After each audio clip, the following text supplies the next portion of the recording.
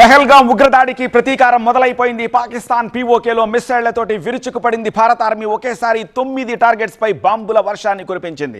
పాకిస్తాన్లోని 4 అలాగే పాక్ ఆక్రమిత కశ్మీర్ పీఓకేలో 5 చోట్ల అటాక్స్ చేసింది.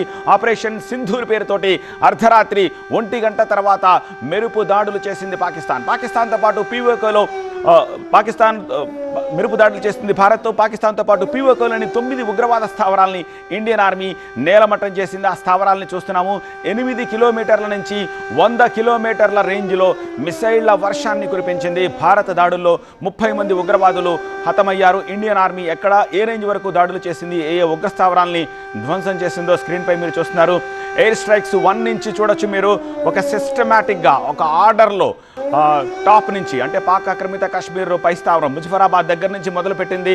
స్ట్రైక్ 1, స్ట్రైక్ 2 చూడొచ్చు. ఆ తర్వాత స్ట్రైక్ 3 కొంచెం కిందకి, ఆ తర్వాత ఇంకొంచెం కిందకి గుల్పూర్లోను, అలాగే భీంభర్లో స్ట్రైక్ 5, సియాల్కోట్లో స్ట్రైక్ 6 అండ్ చాకమ్రూలో స్ట్రైక్ 7, మురిడ్కేలో స్ట్రైక్ 8 అండ్ బెహావల్పూర్లో స్ట్రైక్ 9.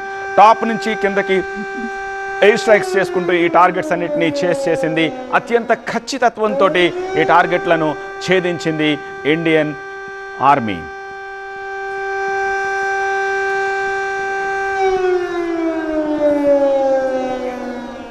ఒకసారి ఇమేజెస్ చూస్తే మీకు అర్థమవుతుంది ఈ స్ట్రైక్స్ ఎట్లా జరిగాయి, ఏం జరిగింది అని చెప్పేసి.